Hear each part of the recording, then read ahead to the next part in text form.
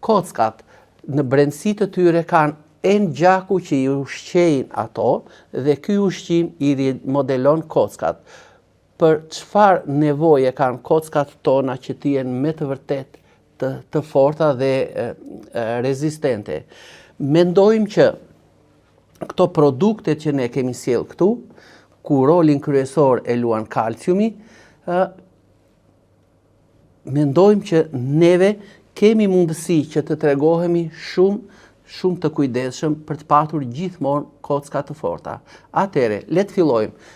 Kockat ka nevojë për vitaminën D, që do të thotë diell, ushtrime fizike, aktivitete në ajër të pastër dhe lëvizje të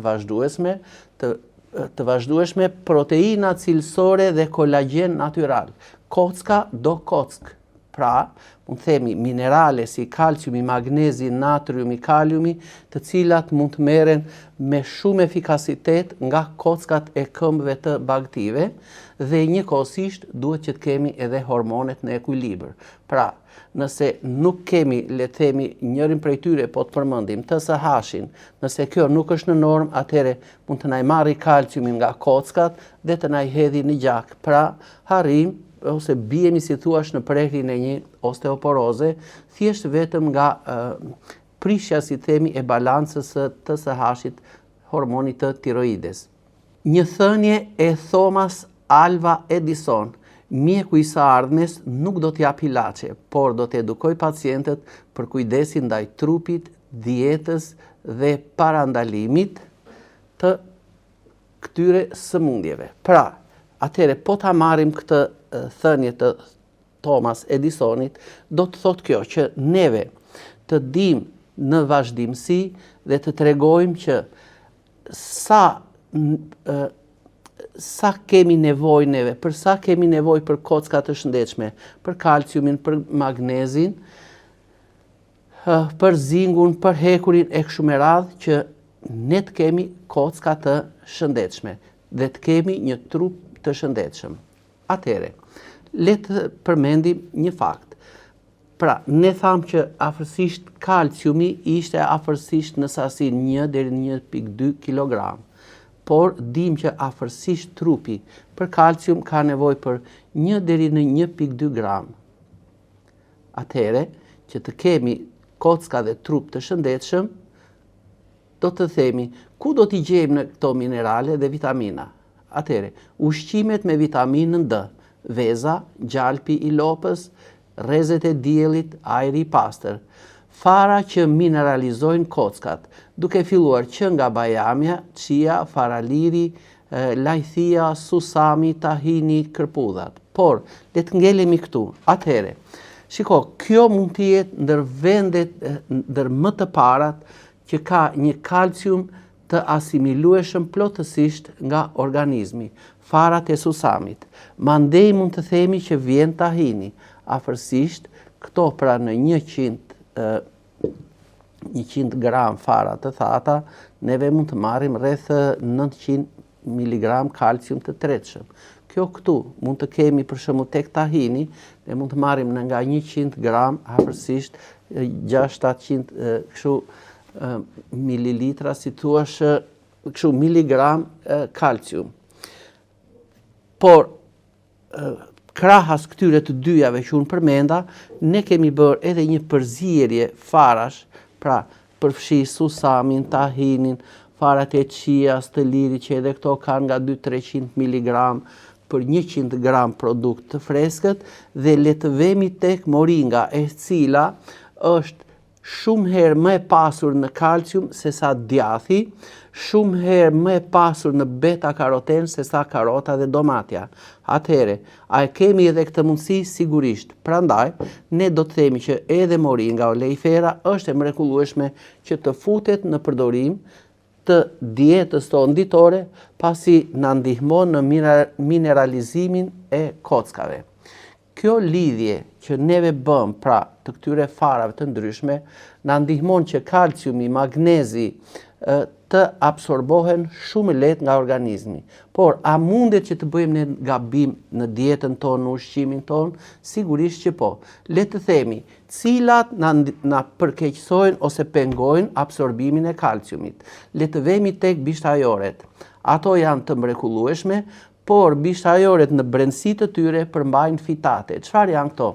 Janë kripra të acidit fitik ose myoinsitol heksafosfate, që do të thotë, është një lloj acidi i cili ka veti të formojë lidhje të shpejta me mineralet, formon kripra me kalciumin, me magnezin, me hekurin, me zingun, dhe kjo bën që kalciumi që neve marrim nga fasulet, nga thjerrzat, nga bishtajoret në tërësi, nuk absorbohet më nga organizmi, për faktin se ky acidi fitik na krijon këto lidhjet. Po si mund ta largojmë acidin fitik nga fasulja, le të themi? Atëherë, shiko çfarë bëjmë. I vendosim këto bishtajore në ujë të vakt për 8, 10 deri në 12 orë.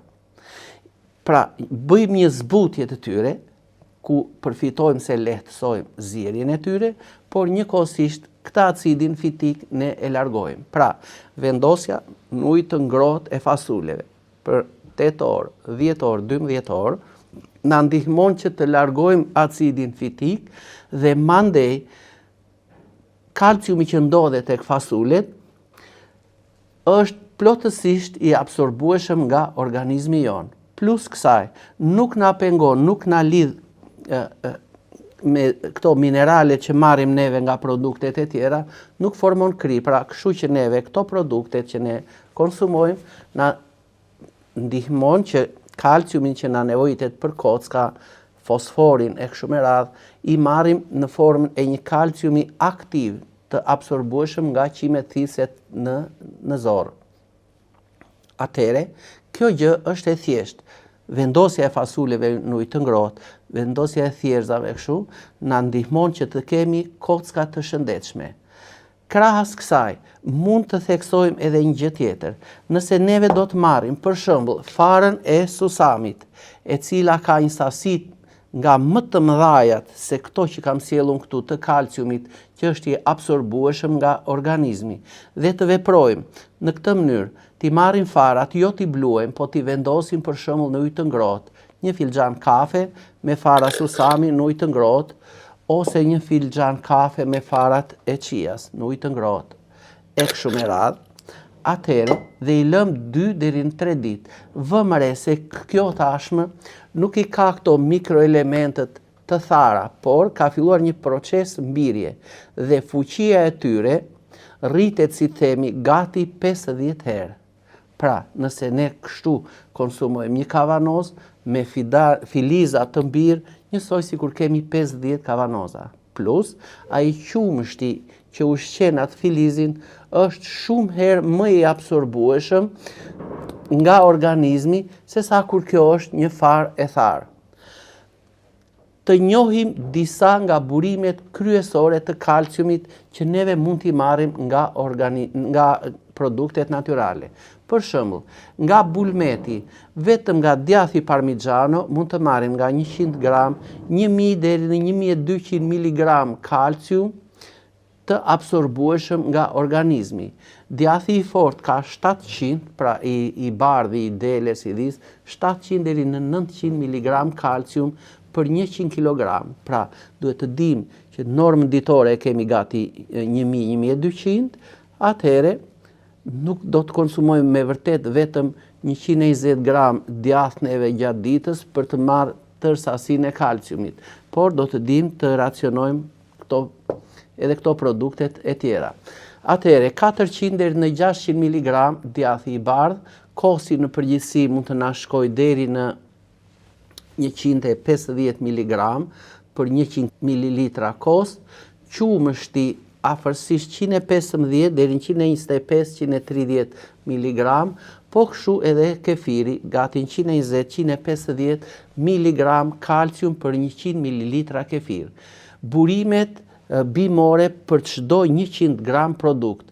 Unë e përmenda edhe që parë. Së pari, vendin e parë e zën farat e susamit. Këto kanë gati 975 mg për 100 gram produkt. Si thua gati tërë sasia ditore e kalciumit është në 100 gram fara susami. Por nuk do të marrim vetëm këto. Shkojmë tek farat e qijas. Pra, kjo ka më pak, gati 600-650 mg. Tahini, që unë e thash është në vendin e tretë, gati 450 mg. Pra, këto janë tre më të parat, si thuash, susami, liri dhe tahini.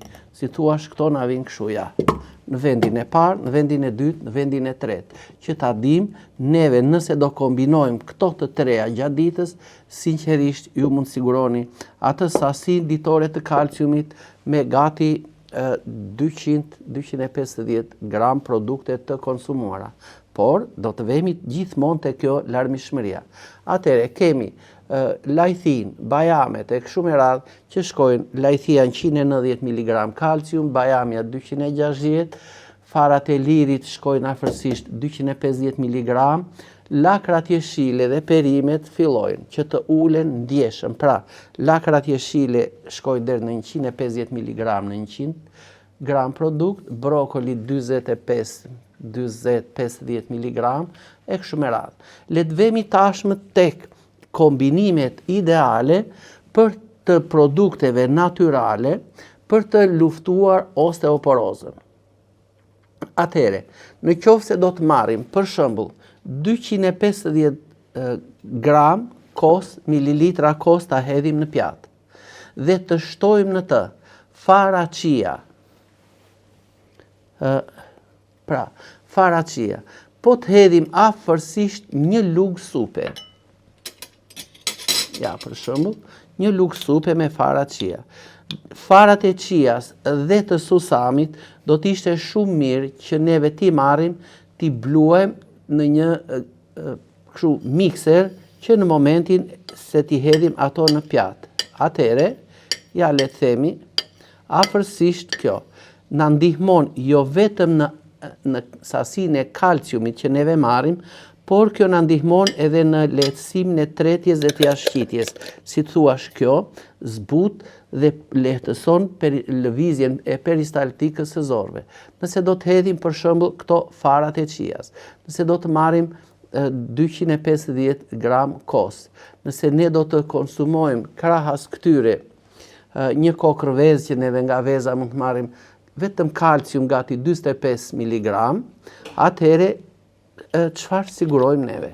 Ja, për shembull, fara qia, fara susami, afërsisht një lugë gjelle të sheshtë. Ose të marrim këtë osteomerin, po kështu në sasin, le të themi, një lugë supe në ditë, neve vetëm me këto të treja që unë kam vendosur këtu në pjatë, mendojmë që juve siguroni nga sasit që unë përmenda, që mund të shtojmë edhe pak tahin të bluar, atëre ne gati marrim atë sasin ditore të kalciumit në masën 60-70%. Pjesa tjetër, le të zvendësohet nga brokoli, e cila ka gati 25 mg, 50 mg, dhe kemi siguruar dozën maksimale të kalciumit për nevojat ditore, por jo vetëm kalciumin, po edhe fosforin, edhe zinkun, edhe natriumin, edhe kaliumin. Atere, kjo mund të themi është një pjatë ku neve me këto tre përbërës plus kosin realizojmë, si thuash, nevojat për kalcium dhe për fosfor gati në nevojën 60%. Vetëm nga kjo pjatë ku ne të shtojmë edhe kosin.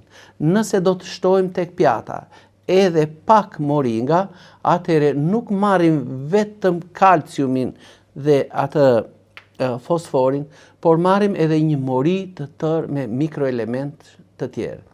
Atëre, nëse do të themi që ne sigurojmë gati 350 mg kalcium nga kosi, nga farat e qias afërsisht 15 mg.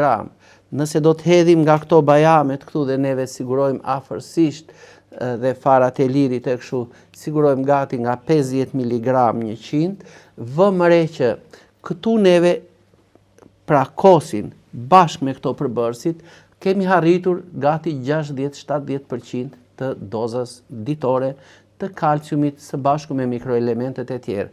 Pra, mos hezitoni, një pjatë e tillë në mëngjes ju ndihmon që të keni me të vërtet kocka të shëndetshme.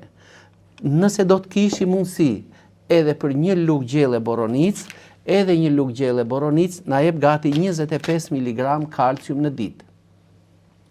Si shumë totale, nga 570 deri në 600 miligram kalcium në ditë, po ta marrim neve vetëm nga pjata e mëngjesit, gjatë gjithë ditës ju t'jeni të bindur që i siguroni doza ditore të kalciumit së bashku me mikroelementet e tjerë, që do thotë keni kocka të shëndetshme.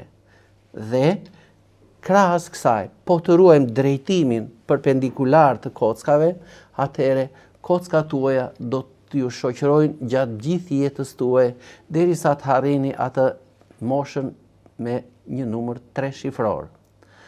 Në drek juve mund të merrni për shembull pak djath, e cila nëse ne arrim për shembull të marrim 20-30 gram djath, lakra jeshile e kështu me radhë, neve përsëri mund të kalojmë 500 mg.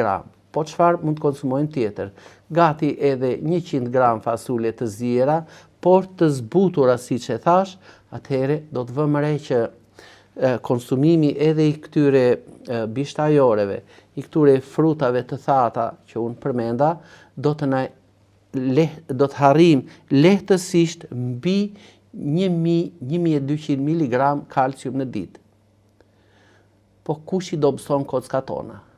Po nëse marrim për shembull krip të tepërt, 2-3 kafe në ditë, alkool, sheqeri rafinuar, mungesa e lëvizjeve, atëherë këto do të na pengojnë përthithjen e kalciumit dhe njëkohësisht do të kemi hedhur poshtë gjithë këtë punë ditore që neve bëm.